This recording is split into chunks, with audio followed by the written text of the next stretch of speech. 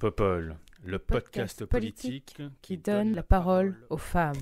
Every time I look down on this timeless town, whether blue or gray be her skies, whether loud be her cheers or whether soft be her tears, more and more do I realize that.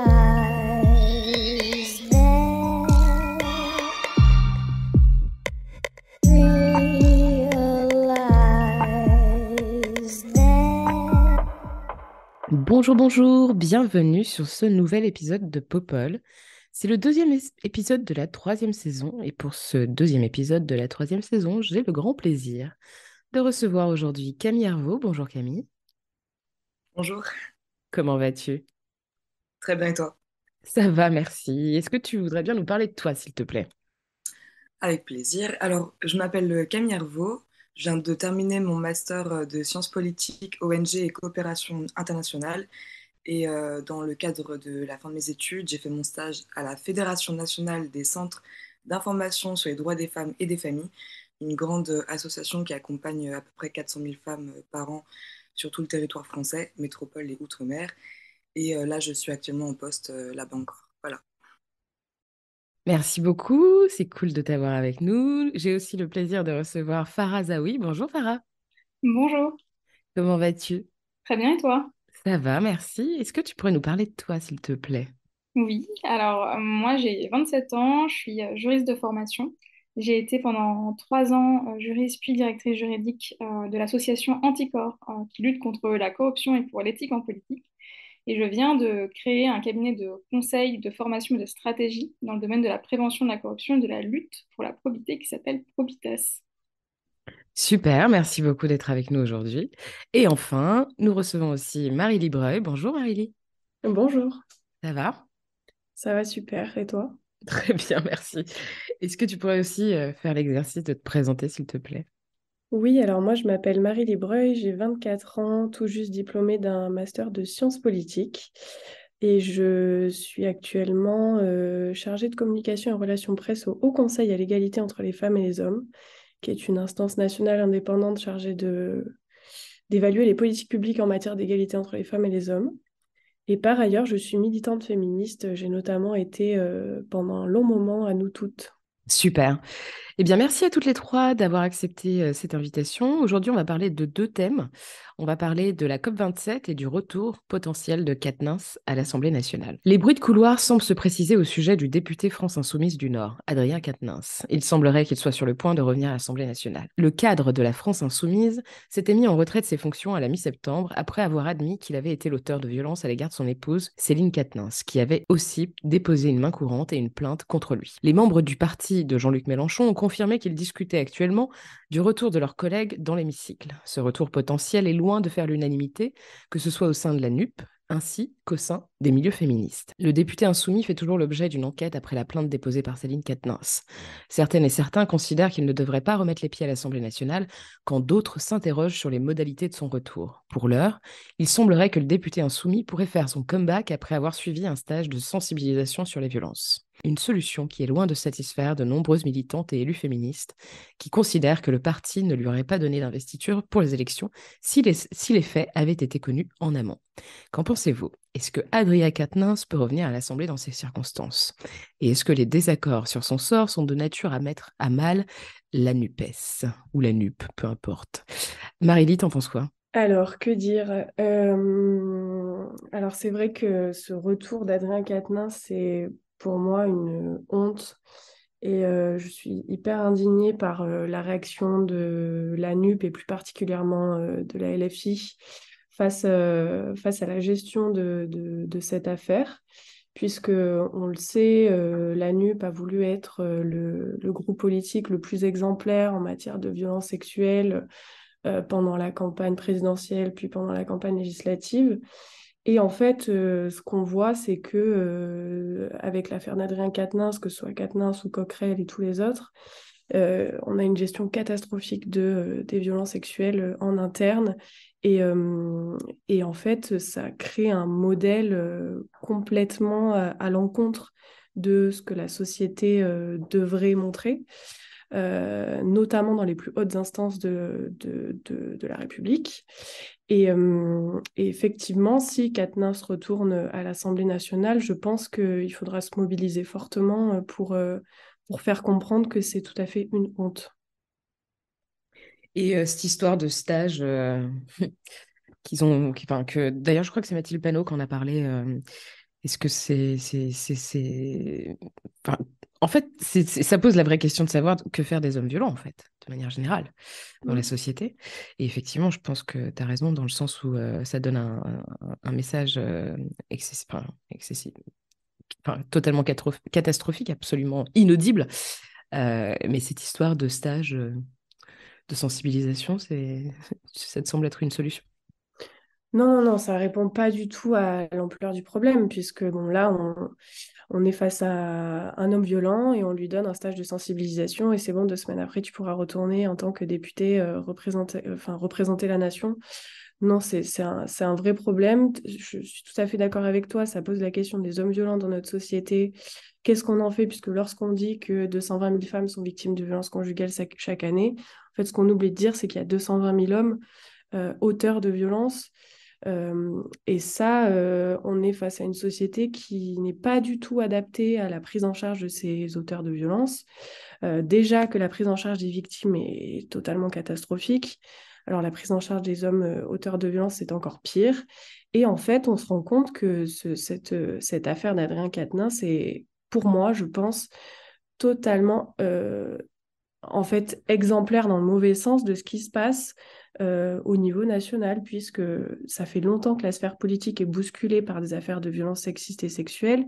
Ça fait longtemps que les femmes parlent. Il faut arrêter de dire que la parole s'est libérée il y a quelque temps. Et en fait, le problème n'est toujours pas pris à bras le corps, quoi. Moi, j'ai été collaboratrice parlementaire. Je suis arrivée à l'Assemblée. La première chose qu'on m'a dit quand je suis arrivée, mon premier jour, on m'a dit ne monte pas toute seule dans l'ascenseur. Ce sont des choses qui sont connues et reconnues, et en fait, ça n'est toujours pas réglé. Donc non, un stage de sensibilisation ne servira pas à régler le problème, je pense. Farah, quel est ton regard sur la situation? Mon regard sur la situation, donc, si Adrien Quatennens peut revenir à l'Assemblée nationale, c'est qu'il peut revenir, mais il ne doit pas revenir. C'est qu'il y a une nuance là-dessus, c'est qu'en droit, il n'y a rien qui oblige un élu qui fait l'objet d'une enquête de se retirer de la vie politique, de démissionner. Même quand ils sont condamnés, on l'a bien vu avec le cas Georges Autron, qui a été amené à gérer la commune depuis sa cellule de prison. Ce qui pose une importante question sur la compatibilité des condamnations et la fonction publique, c'est que s'il doit se retirer, c'est qu'il y a une question d'éthique. Là, c'est même pas une question juridique, parce qu'on a tendance à se cacher derrière le droit. C'est que d'un point de vue éthique, d'un point de vue éthique, on élit des représentants, on leur donne mandat, une confiance pour nous représenter au sein de l'hémicycle, pour porter des propositions de loi, des projets importants pour la société, notamment tout ce qui est en lien avec les violences faites aux femmes. Comment on peut continuer à avoir confiance en quelqu'un qui a prouvé et a reconnu être l'auteur de délit, donc ne pas respecter la loi, et qui par ailleurs va devoir, en tant que responsable de groupe, défendre ce type de propositions de loi et de projets. Il y a une certaine forme d'hypocrisie et il y a aussi ces problématiques d'insérer en interne dans les partis des procédures. Par exemple, le stage pour les violences faites aux femmes, c'est des stages qui peuvent être attribués par décision de justice à des hommes violents. La question de savoir si ces partis politiques non plus ne se permettent pas d'être en dehors des circuits juridiques. On l'avait vu aussi avec les affaires Tahabouaf ou aussi Quatennens, des questions de signalement qu'on ne fait pas à la justice parce qu'on considère qu'en interne, on gère. Mais déjà, il y a un manque de transparence parce que ce sont des affaires qui ne sont pas révélées par les partis eux-mêmes, mais par la presse. Donc, bon. En tout cas, mon avis est assez ferme, il ne doit pas revenir. C'est une question d'éthique qui est très importante sur la confiance que l'on fait à nos représentants. Ça crée un climat délétère de brouhaha sur ces questions-là, alors qu'on devrait se focaliser sur la lutte contre les violences sexistes et sexuelles faites aux femmes. Ouais, ça c'est bien vrai. Je précise juste pour les personnes qui nous écoutent, sauf erreur de ma part, il est actuellement en arrêt maladie. C'est ce qu'il a, enfin, il est en arrêt maladie depuis mi-septembre, effectivement, comme tu le soulignes très justement. Il n'y a aucun mécanisme, enfin, légalement, juridiquement, qui permet de mettre en retrait quelqu'un qui est condamnés, notamment pour quelques faits que ce soit, et notamment pour violences sexuelles et sexistes. Camille, toi, ton regard sur la situation dans sa globalité? Bah, bien évidemment, je suis d'accord avec Marily et Farah, et surtout quand on sait que LFI avait le programme le plus ambitieux et abouti concernant la lutte contre les violences sexistes et sexuelles, je trouve ça assez grave en fait que on puisse même considérer le retour d'Adrien Quatennens au sein de l'hémicycle, alors même ils doivent porter une parole et un programme et des ambitions au sein de l'Assemblée nationale. Comment c'est audible quand un auteur de violence conjugale euh, va voter des lois concernant les VSS, alors même que lui, pardon, alors même que lui est auteur de violence conjugale. Je trouve que ça décrédibilise en plus les enjeux qui sont liés à la lutte contre les violences faites aux femmes.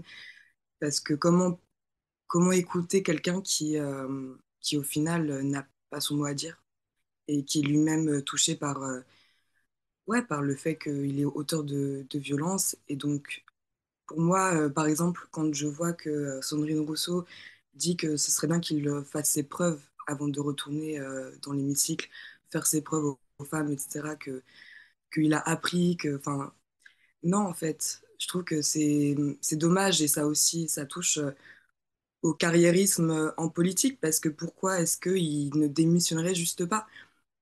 Ça pose la question de l'éthique, comme Farah, tu l'as rappelé, et le fait que quand on n'est plus, comment dire, légitime pour porter une parole, et la parole de centaines de milliers de personnes qui ont voté pour toi en plus, eh bien, tu reviens pas, c'est tout.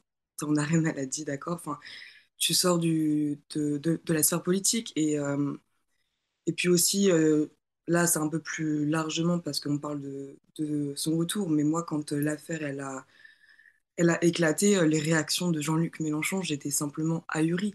Saluer son courage, sa dignité.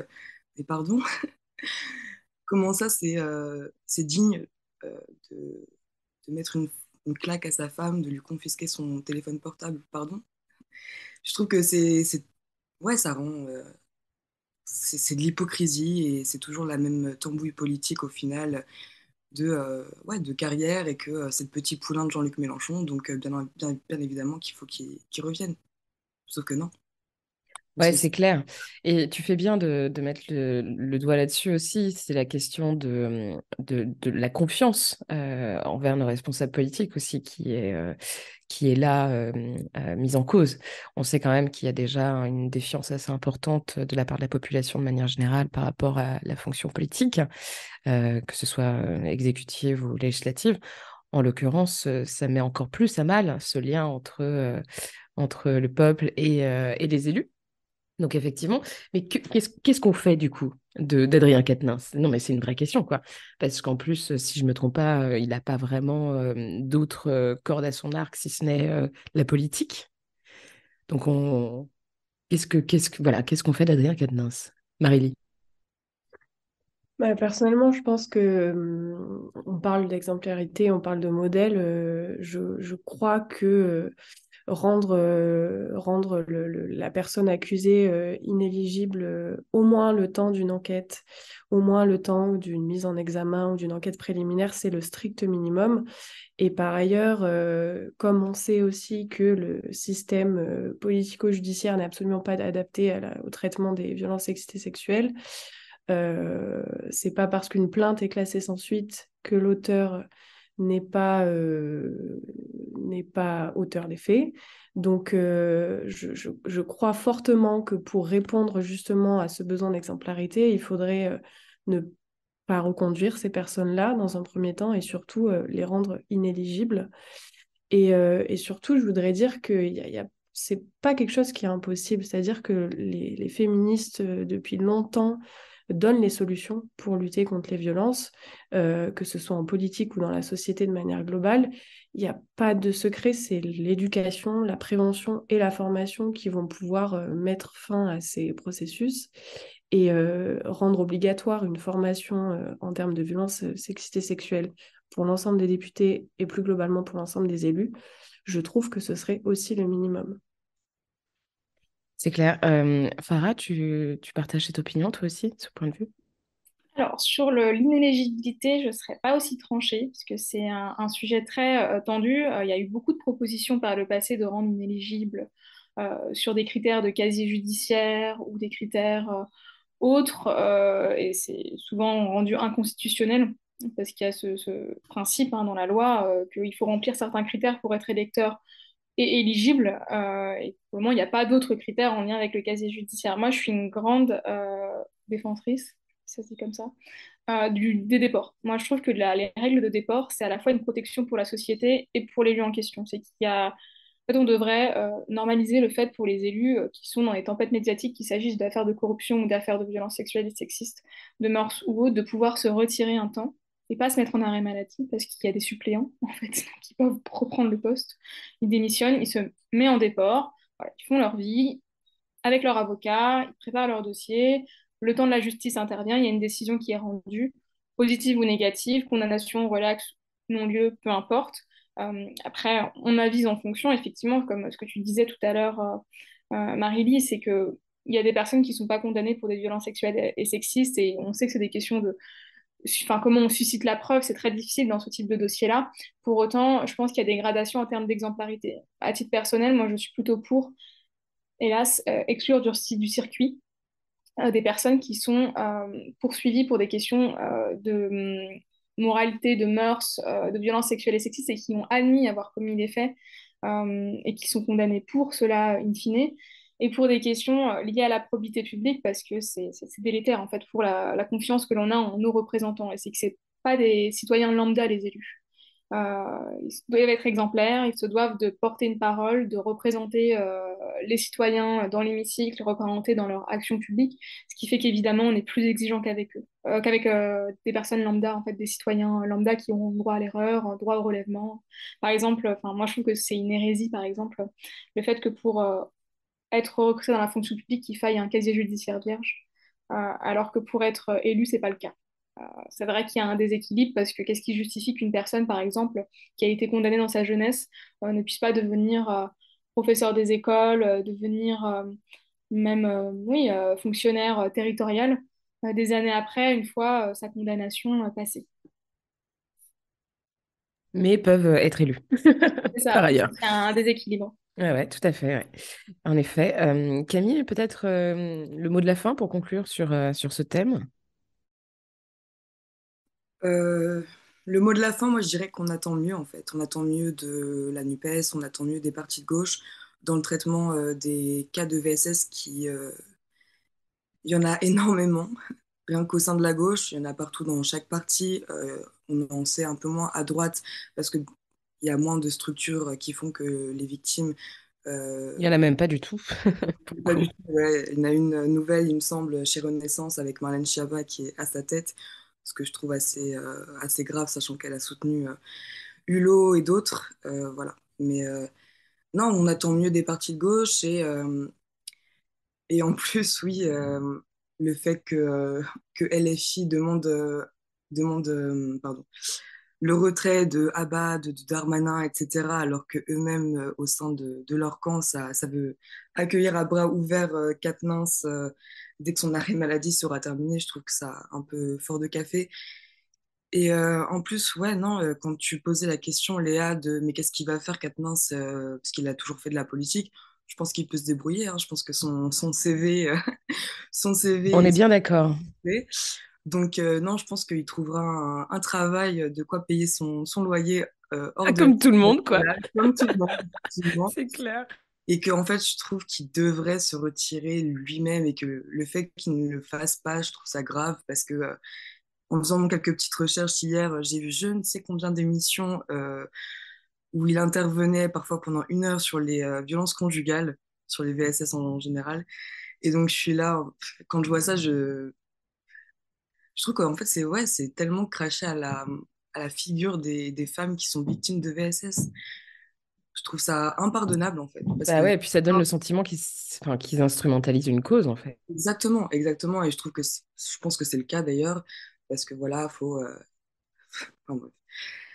Non, je trouve ça assez désespérant. Et en plus, quand on voit le nombre de cas qu'il y a à LFI de potentiels élus ou d'élus qui ont connu des VSS. Euh, Quand on parle d'exemplarité, je trouve que sur cette problématique-là, LFI et la NUPES en général devraient faire beaucoup mieux.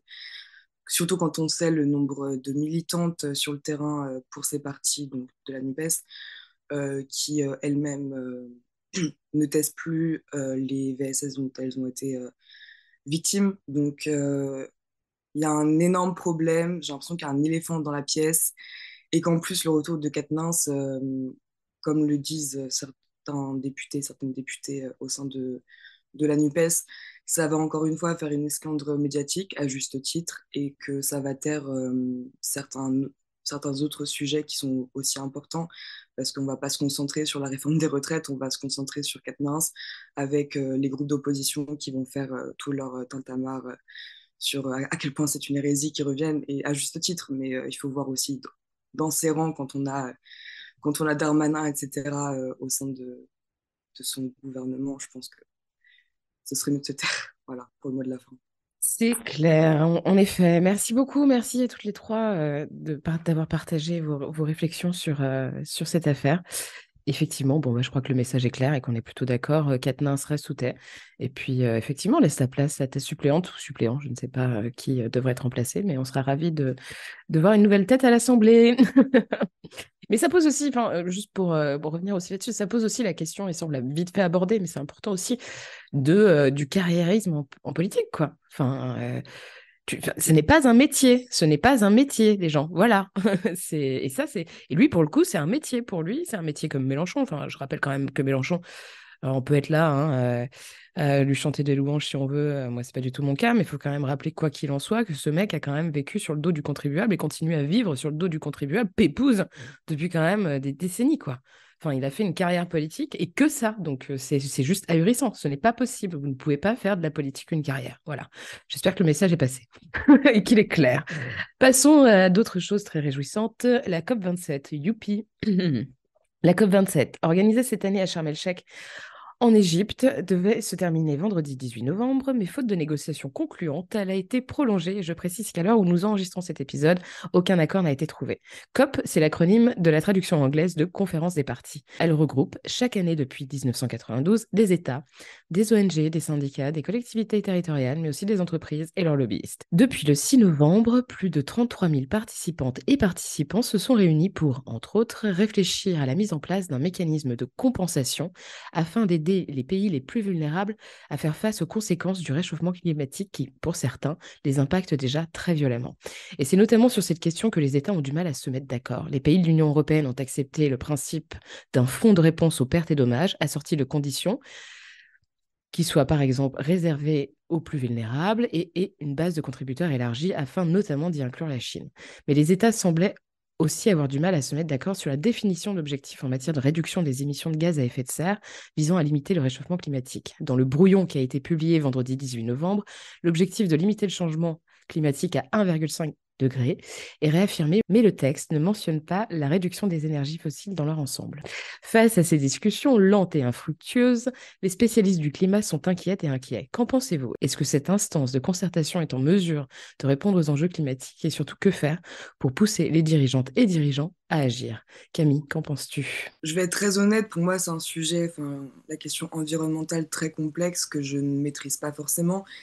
Mais sur la question de est-ce que ce type d'instance ou pour parler la COP27 là, effectivement, est-ce que ça va mener à un changement qui va faire qu'on va prendre enfin la question environnementale et du dérèglement climatique à cœur et établir des politiques publiques qui sont à la hauteur des enjeux? Non, je ne pense pas. Pour moi c'est une petite réunion pour faire semblant. C'est de la communication avant tout. Quand on voit que les accords de Paris, avec l'objectif de ne pas dépasser le degré et demi euh, de réchauffement climatique, aboutissent à pas grand-chose parce qu'on est en 2022, les accords de Paris c'était quand même il y a un petit bout de temps, et quand on voit que les COP s'enchaînent et que la situation se dégrade, et qu'il n'y a rien qui est fait, et quand je vois aussi qu'il y a plus de 600 lobbyistes sur les 3000 personnes à la COP27, je me dis, bon, Total, Engie et compagnie pour la France sont bien représentés à la COP27. Pardon, j'ai un petit souci de voix. Euh, non, je suis assez pessimiste, hein, je vais pas vous mentir. En fait, je sais pas, mais je sais même plus quoi attendre de la part de ces instances, tellement pour moi, il n'y a rien qui en découle de concret derrière, si ce n'est, oui, on va parler, on va investir un petit peu dans les énergies renouvelables, oui, on va dédommager en perte et dommages les pays les plus touchés par le dérèglement climatique, pardon. Euh, Au final, quand on voit que Total en Ouganda investit dans des infrastructures pétrolières, il me semble, et qu'il y a plus de lobbyistes au sein de la COP27 que de représentants des États touchés, enfin les plus touchés par le dérèglement climatique. Je sais pas. Honnêtement, je suis assez désespérée par la situation. Ouais, c'est assez, et c'est effectivement désespérant. En plus, on est quand même dans une situation énergétique qui est tendue, notamment en Europe avec la guerre en Ukraine. Et ça, c'était l'occasion pour relancer les énergies fossiles, mettre le paquet sur le nucléaire, ceci, cela. Ouh, j'avoue que c'est très agaçant ce qui est en train de se passer et qu'on est en train de gérer n'importe comment, encore une fois, avec une vision excessivement court-termiste des enjeux politiques en matière de politique publique, pardon, sur le plan environnemental. Donc effectivement, c'est particulièrement inquiétant, notamment quand on voit qu'un certain nombre de pays poussent pour que l'objectif de ne pas atteindre 1,5% de réchauffement soit même supprimé en fait de l'accord. C'est vrai qu'on est quand même sacrément dans la merde et que depuis 2015, c'était la COP21 à Paris, les accords de Paris. Effectivement, j'ai pas l'impression qu'on est bien avancé. Farah? Alors, je rejoins ce qui a été dit auparavant, c'est que moi, je suis plutôt d'accord sur le fait déjà qu'on a du mal à comprendre à quoi servent exactement ces grands congrès, à part des petites phrases et de la diplomatie entre représentants d'État, mais surtout qu'on a cette vision, on ne tire jamais les leçons de ce qui a été fait, même d'un point de vue scientifique. C'est là, le rapport du GIEC qui a été énormément commenté ces derniers mois, dernières semaines.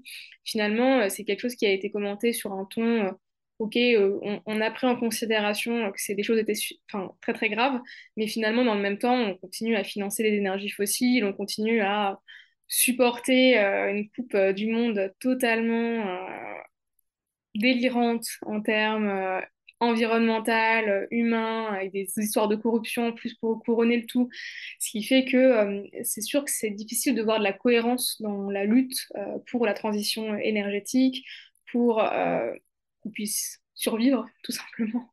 Donc c'est assez inquiétant. Donc, je ne sais pas, réellement, la question que je me pose constamment, c'est qu'est-ce qu'il leur faudra pour qu'on puisse réagir concrètement pour stopper le carnage environnemental et être en mesure de pouvoir garantir, même si là on n'est même plus dans la garantie, mais en tout cas pouvoir envisager un climat environnemental correct dans les années à venir. On l'a vu cet été avec la canicule. Enfin, il y a des signes qui n'arrêtent pas de se produire. Et finalement, ce qu'on nous dit, c'est qu'il faut être patient et qu'il faut d'abord gérer l'urgence de pouvoir chauffer tout le monde, etc. Et qu'on ne pourra pas faire une transition immédiatement. Mais ce n'est pas une transition du jour au lendemain qu'on demande. Au contraire, c'est arrêter les petites mesures euh, voilà, qui sont saupoudrées par le gouvernement au fur et à mesure et mettre en place un réel plan ambitieux et se dire qu'effectivement, on va ne pas faire que des heureux. Il faut être très concret. Total, non, on ne va pas être très content des prochaines mesures. Les lobbyistes, c'est pareil. Les grosses entreprises qui sont très très riches aujourd'hui, mais ça dénote d'un manque de courage politique à mon sens et d'un manque d'impératif de réalité. Absolument, ouais. C'est bien ça, effectivement. Et puis c'est vraiment genre... c'est exactement ça. C'est un manque de courage politique. Effectivement, quand on prend ce type de décision, tout le monde ne sera pas super content, hein, ni contente, mais c'est comme ça. Et c'est pour le bien commun. Donc, il y a vraiment cette notion aussi d'intérêt commun, de bien commun, qui est finalement peu, peu abordé, quoi. Enfin, c'est le profit avant tout, comme d'habitude. Et malheureusement, j'ai l'impression que donc on sortira pas d'un modèle capitaliste, on ira droit dans le mur. Et c'est malheureux, mais je pense qu'on est vraiment très très loin, euh, comment dire, très loin du compte, quoi. Enfin, on est sacrément dans la merde, pour le résumer comme ça, poliment. Marélie, qu'en penses-tu? Oui, bah, c'est hyper, enfin, c'est bien d'intervenir après cette positivité.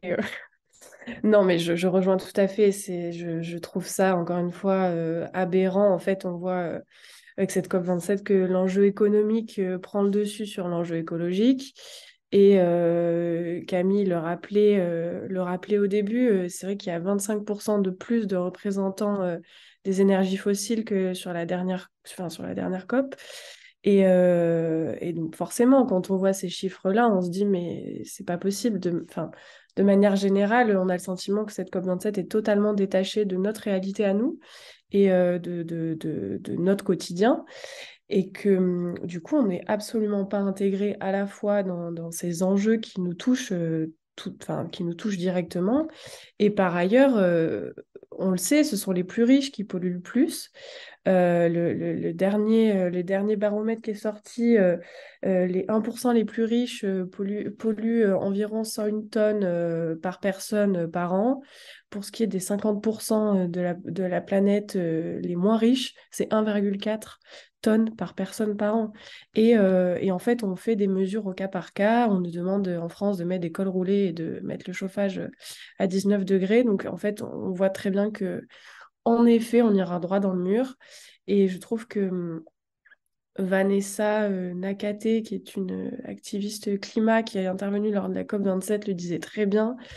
Si les dirigeants et dirigeantes ne prennent pas en compte le problème enfin, dès maintenant, on court droit à la catastrophe. Et ça, c'est pas nouveau. Donc, c'est plus que pessimiste pour ma part.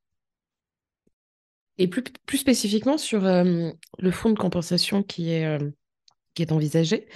Bon, on le rappelle, hein, à l'heure où on est en train d'enregistrer cet épisode, on n'a pas encore le résultat de l'accord et on ne sait même pas s'il va y avoir un accord. Mais sur le principe, qu'est-ce que vous pensez de ce fonds de compensation, Camille? Bah, je trouve que c'est la moindre des choses quand on voit que c'est encore une fois les pays qui polluent le moins qui sont les plus touchés par le dérèglement climatique. Euh, et surtout quand on prend en compte en fait à une échelle plus globale au niveau des politiques que les personnes étrangères qui viennent en France, notamment pour des causes de dérèglement climatique, enfin, toutes les personnes qui migrent sont laissées aux portes de l'Europe en train de mourir. On l'a encore vu. Enfin, avec l'Ocean Viking, oui, la France a accueilli un peu plus de 200 personnes, mais c'est dérisoire comparé à toutes celles et ceux qui restent aux frontières en train de mourir, sachant qu'en plus le dérèglement climatique va causer d'autant plus de migration. Donc le fonds de compensation, très bien, sauf qu'en fait quand on voit tout le discours de oui, mais c'est la Chine qui pollue le plus, etc., il faut aussi revenir sur le fait que bah, c'est un pays émergent en fait. Nous, la France, l'Angleterre, etc., avec la révolution industrielle, on a bien profité du charbon, on a bien profité du fait qu'on a pu On continue par ailleurs. on continue en plus Mm. totalement.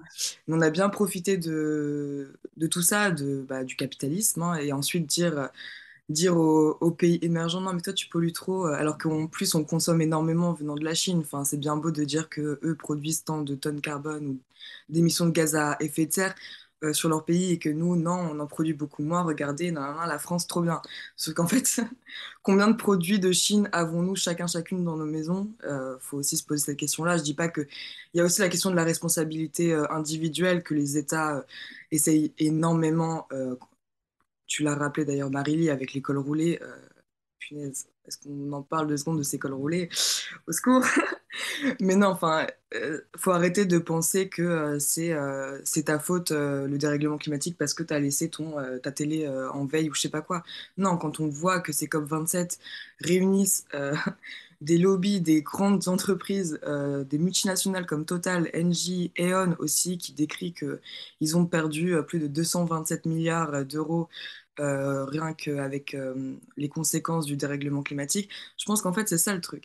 C'est quand c'est les grandes entreprises qui vont pâtir, donc les assurances, etc., et qui vont se dire, ah bah punaise, en fait, ça nous coûte cher là, le dérèglement climatique, et qui, eux, ont leur siège à la COP27, parce que nous, on l'a pas, encore une fois, vous l'avez très bien rappelé. C'est à ce moment-là que les dirigeants et dirigeantes vont se dire, ah mince, ah bah oui, ah bah ça nous fait perdre de l'argent, parce que la Ouais. porosité entre les lobbies et les gouvernements aussi, c'est une grande question et un grand problème. Je pense que c'est à partir de ce moment-là, en fait, qu'ils vont peut-être se dire, ah bah faut bouger les choses, il faut arrêter les petites mesurettes et les cols roulés. Je pense que c'est que comme ça qu'on... C'est pas faux, ouais, effectivement. Tu parlais justement de la présence des lobbies à la COP27. Farah, toi qui es une spécialiste de la probité en politique, ta passion, qu'est-ce que tu penses de leur présence? Et est-ce que finalement cet événement n'aurait pas dû être uniquement réservé à des experts-expertes et aux décideuses et décideurs? Et finalement, est-ce qu'on n'aurait pas dû exclure notamment les entreprises privées? Alors, concernant les lobbies ou représentants d'intérêts, c'est aussi leur deuxième petit nom un peu moins connoté. En réalité, c'est toujours difficile hein, d'interdire totalement l'existence des lobbies, parce que déjà, le lobbyisme, au-delà de cette image de cette personne en costume qui viendra vendre des amendements sur des propositions pour favoriser une entreprise, ça peut être des personnes qui sont dans des filières qui peuvent être plus ou moins propres, plus ou moins propres, plus ou moins engagées pour la transition écologique. En fait, il n'y a pas que des lobbies ou des représentants d'intérêts des industries fossiles. Moi, ce que je regrette, c'est des questions de transparence. Moi, j'espère évidemment qu'on saura exactement quels types de lobbies ont été représentés et présents lors de la COP, quelle a été leur action concrète, les rendez-vous et entretiens qu'ils ont pu avoir avec des responsables publics, et qu'on pourra effectivement croiser ces rendez-vous entretiens avec la production de lois ou de mesures. Parce que c'est toujours ça l'enjeu du lobbyisme, c'est la transparence sur ce qui est fait avec le lobbyisme. C'est qu'aujourd'hui, on a tendance à croire que des projets ou des propositions de loi, des amendements, etc., naissent de nulle part, de la bonne volonté politique, mais parfois ils sont souvent, et même très souvent, poussés par l'initiative privée. Et ça, on n'a pas connaissance et conscience. Et ça, c'est un réel problème pour les citoyens, parce qu'on a besoin de savoir comment est produite la loi et quelles mesures on va être amené à appliquer. Moi, c'est plus ça, c'est la question de la transparence, de ce qui est fait concrètement. Et justement, c'est l'équilibre entre lobby, association et société civile. C'est que si on accepte les lobbies, il faut qu'il y ait des associations environnementales, la société civile qui puisse être présente également, parce que ce type de convention ou d'événement, à mon sens, c'est pour représenter toute la citoyenneté et toute une frange de la population et qu'on ne peut pas choisir de prendre des politiques, des responsables publics et des lobbies, ne pas intégrer des personnes qui seraient dissidentes et qui n'auraient un voix au chapitre pour appuyer sur certains points par rapport à des données environnementales, scientifiques. Et aussi, une autre catégorie, je trouve qu'on met pas assez en avant, c'est les scientifiques. Donc, c'est le travail de faire des rapports très techniques sur ces questions-là et qu'on entend finalement assez peu. Moi, je ne sais pas du tout si lors de la COP27, il y a des scientifiques français ou autres, ou ceux qui ont travaillé sur le GIEC, qui ont eu voix au chapitre pour discuter avec les responsables publics. Et ça, j'attends de voir. Ouais, on va regarder avec attention ce qu'il y aura dans l'accord. Pas grand-chose, j'ai l'impression, mais enfin bon. Marie-Lie, je te laisse peut-être réagir et conclure sur ce thème, s'il te plaît. Sur le fonds de compensation, on a l'Europe qui a prévu 1 milliard d'euros par an de compensation pour les pays les plus défavorisés, sauf que les rapports s'accordent à dire qu'il faudrait 2000 milliards par an jusqu'en 2030. Donc en fait, tout simplement, on est à des années-lumière de ce qu'il faudrait. Et par ailleurs, en fait, ce qu'on voit, c'est que ce sont toujours les pays les plus défavorisés, les populations les plus défavorisées qui sont les plus impactées toujours par le changement climatique et qui sont les moins incluses dans les accords. Et c'est le cas aussi pour les femmes qui, pour moi, sont les grandes absentes de cette COP27. Un chiffre tout simple, hein, il y a 34% des femmes qui sont, pendant la COP27, présentes au sein des instances de négociation. Donc on est loin de la parité déjà dans un premier temps. Et par ailleurs, de nombreuses études ont dit que s'il y avait plus de femmes dans les instances de négociation, on arriverait à des accords qui seraient beaucoup plus stricts pour le changement, pour la transition énergétique. Et donc, moi, je pense que l'objectif était double en fait avec cette COP27, à la fois saisir l'urgence climatique, mais aussi intégrer des indicateurs genrés dans toutes les propositions, ce qui n'a absolument été pas le cas. On n'a pas du tout parlé de genre, alors qu'on le sait, le genre et l'écologie, le genre et la transition énergétique, ça, c'est lié. Et en fait, on n'a pas du tout intégré une perspective de genre dans la conception, dans le financement, la mise en œuvre, le suivi, l'évaluation, tout ça. Et du coup, je pense que au plus on va avancer, évidemment, au plus on court à la catastrophe, mais aussi au plus les inégalités vont s'accroître entre les femmes et les hommes. On l'a vu avec le Covid, il n'y a aucune raison que ce ne soit pas le cas avec la transition énergétique. Donc, effectivement, moi, ça m'alarme d'autant plus qu'une partie de la population soit tout simplement oubliée de ces accords. Oui, absolument. Et tu fais très, très, très bien de le rappeler. C'est une très bonne conclusion. C'est une très, très bonne conclusion, cette ouverture sur effectivement l'approche genrée les questions de climat. Merci beaucoup. Merci beaucoup à toutes les trois d'avoir partagé vos réflexions aussi sur cette question et sur cet événement, puisque c'est un événement plus qu'autre chose en réalité, la COP27. Bien que le sujet de fond soit loin d'être anecdotique, ça c'est sûr. On va peut-être prendre un peu de temps pour parler de choses qui vous tiennent à cœur, peut-être. Camille, toi, tu voulais partager quoi avec nous aujourd'hui? Alors moi, ce serait plutôt une petite recommandation avec les températures qui se refroidissent, tout ça, je me dis j'allais recommander une série. Donc je vous recommande vivement de regarder la série Vida, 3 saisons, qui est disponible, je ne sais plus où, mais Vida, du coup, Vida, et qui parle notamment de la communauté queer dans une petite ville des États-Unis à Los Angeles. Et ça représente des personnes queer qui sont d'origine mexicaine. Donc ça permet, enfin, c'est une des séries les mieux faites, je pense, sur les questions queer, enfin, qui vient de sortir, parce que ça prend en compte énormément de, comment dire, de différentes oppressions et de manières aussi d'exprimer son genre et sa sexualité, pardon, parce qu'on parlait de genre. Donc voilà, une représentation queer diversifiée comme on les aime. Donc je vous recommande vivement de regarder Vida. Trop cool, merci beaucoup. C'est une bonne idée. C'est bien les recos séries. J'en avais pas eu depuis longtemps en plus, donc j'en mets merci. Marily, de quoi voulais-tu nous parler, toi? Moi, je voulais, alors à l'heure où on enregistre, on est le 19 novembre, et je voulais rappeler qu'aujourd'hui a lieu la manifestation nationale contre les violences sexistes et sexuelles, co-organisée par de nombreux collectifs et associations féministes. Et en fait, je voulais faire un mini retour sur l'année 2022, sur ce qui s'est passé en termes de lutte contre les violences faites aux femmes. Et je trouve, de mon point de vue, qu'il y a eu une invisibilisation de la question des violences sexuelles et sexistes dans les médias, qu'on a beaucoup moins parlé de féminicide, au profit évidemment de la politique des élections. Et du coup, je voulais rappeler qu'il était important de manifester, qu'il était important de descendre dans la rue, qu'il était important de toujours aller manifester pour garantir nos droits. On l'a vu avec l'IVG, ce sont des droits qui ne sont absolument pas sacralisés et qui ne sont pas du tout garantis.